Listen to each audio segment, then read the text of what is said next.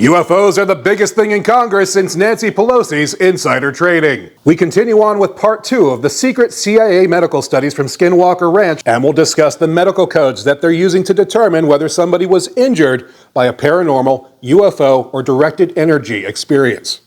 In my previous video, we discussed that brain injuries were occurring in people from historical UFO incidents as well as people who were exposed to new propulsion technologies and energy weapons. That there's a secretive group of hoity-toity fancy people that think they're better than you that are studying this and attempting to classify these injuries using ICD10 codes, those are medical and insurance codes. And now we continue on with the next slide in the presentation that describes the databases for both experiencers and the control groups that they are using for this study.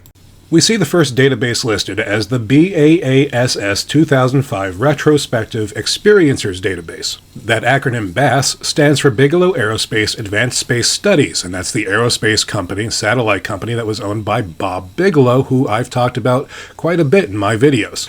It says that this database is made up of approximately 1,000 cases, including historical cases going back 50 years. And having worked as a high-level data architect myself for many years, what I find interesting is that this is made up of the old Jacques Vallée data warehouse, as well as the work of John Schuessler of MUFON, and as we see in his book, UFO-Related Human Physiological Effects, MUFON was categorizing UFO injuries for many, many years. So this is not necessarily data that you would ever find in the public domain. The report continues on that it contains ICD-10 diagnoses by Green and Ross Morris, and it's consistent with our current 2008 to 2014 dynamic interference syndrome cases. So perhaps now is a good time to talk about the supposed author of this presentation, Dr. Christopher Kit Green.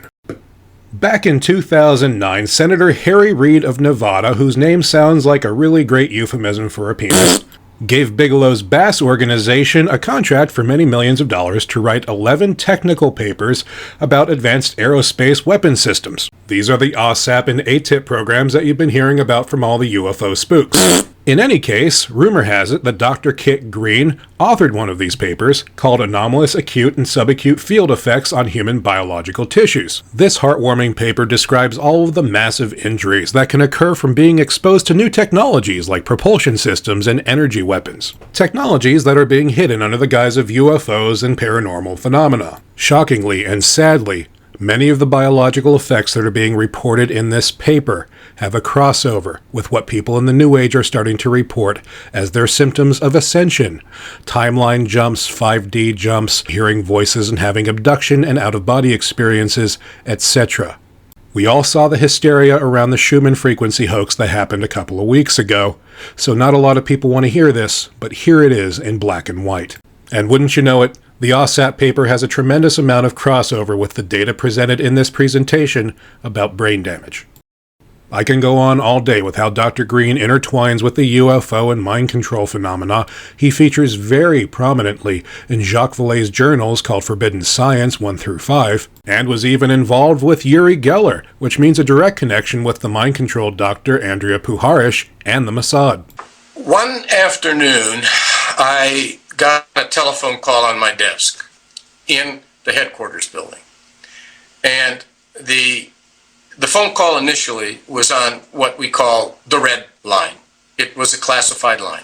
It was an intelligence agency of a very powerful ally of the United States of America. And they were troubled because a member of their military, an enlisted man, who was doing things for them that they couldn't understand, that appeared to have an electromagnetic aspect, that he was capable of altering highly sophisticated electronics, which included imaging electronics, at will. But perhaps the most interesting piece of information I have on him is this article from the July 1993 issue of Defense Electronics. It describes how Dr. Green, as well as the head of the National Institute of Mental Health, met with Dr. Igor Smirnoff about a device that the Russians have that, quote, have a decade-long research on a computerized acoustic device allegedly capable of implanting thoughts in a person's mind without that person being aware of the source of the thought, and that the FBI considered testing this on David Koresh and the Branch Davidians in Waco, Texas. Well, that's cute. I wonder how much that's been scaled out and how many contactees and channelers are being mind-fucked by a similar technology. So now that we've got some context on the background of this presentation and who wrote it, let's take a look at the rest. The other three databases just appear to be controls, to compare the experiencers against. And now we get into the actual ICD-10 codes of somebody who's experienced interference syndrome. It lists acute effects that must be present within 96 hours and that there must be 4 out of 5. It lists erythema localized to skin exposure, and erythema is just a redness of the skin or mucous membranes. The first is skin changes due to UV radiation. The next is actinic reticuloid, acute radiodermatitis unspecified, other disorders of the skin and subcutaneous tissue related to radiation, disorder of pigmentation unspecified. These seem to be all the redness and skin effects that people report when they come into contact with various craft and entities. Next, we see flu-like symptoms without nausea or vomiting. A code J11, which means virus not identified, but can include lassitude, which is just weakness and laziness, and malaise, not otherwise specified. They can have a fever of unknown origin that can include chills persistent with rigor, stiffness or inflexibility, and peripheral neuropathy, which just means damage to the nerves in the hands and feet. Can include idiopathic autonomia, can include neuralgia, can include loss of 2-point discrimination, and can include epicritic pain. Next, we move on to neuropsychiatric effects, such as panic disorder without agoraphobia. Must include fear and abject terror, can feel to be unreasoning, can include dyspnea, which is labored breathing, can include sensations of arrhythmia and palpitations, a fast heartbeat, short-term memory loss, and the physician needs to rule out sleep deprivation and a history of paranoia and schizophrenia and medication effects. And you can see that this is an effect that a lot of people experience when they're having these encounters and abductions. We move on to subacute effects that can present or persist after 72 hours, and there must be 2 of the 4.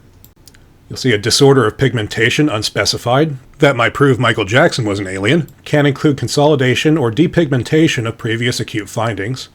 Development of blood dyscrasias. Disease of blood and blood-forming organs unspecified, can include rheumatoid factors elevated. You can see cardiac supraventricular tachyarrhythmia that can coexist with new-onset mitral valve prolapse, so there's heart damage. You can get bilateral hyperreflexia that can include nonspecific EMG and or EEG findings. That's a strange one because that's a heightening of your reflexes, like getting bit by a radioactive spider. Next, we see chronic effects that can present or persist after 2 weeks, and it must include 8 of the 12. There are neurological conditions, such as abnormal MRI findings that can include high T2 flare, anterior cortical virchow, Robin spaces, PNETs, and striatum hyperconnectivity. This will become very important later on in another video about the development of telepathy and clairvoyance. Yes, you heard that right. Some people are coming out of this with greater connectivity in the brain, greater ability for telepathy and clairvoyance. And we'll talk about that a lot more later in this series. To determine whether something is going on here, the physician needs to rule out multiple sclerosis and consider progressive multifocal leukoencephalopathy, PML, post-infectious encephalitis, acute disseminated encephalomyelitis, ADEM, Creutzfeldt-Jakob disease, CJD, which is mad cow, we'll talk about that in a second, radiation, RF injury, and neurodegenerative diagnoses that are not otherwise specified. The mention of Creutzfeldt-Jakob disease, mad cow, is very interesting here, because one of the contributors to this paper is the guy that literally wrote the book on it, as well as Skinwalker Ranch. And we'll talk about that more later in this series. In this last slide of codes, we see dermopathology of uncertain behavior, neoplasms, systemic sclerosis, lung involvement, and these are things that could affect the entire endocrine system. So there you have it, the medical codes for damage that can be caused by an anomalous experience. In the next video, we're going to move forward in the presentation and explore some of their historical cases that are completely unknown to the public. Did you know that there was a UFO incident in Brazil that's far grander than Varginha? And that this has been completely covered up, even on Wikipedia.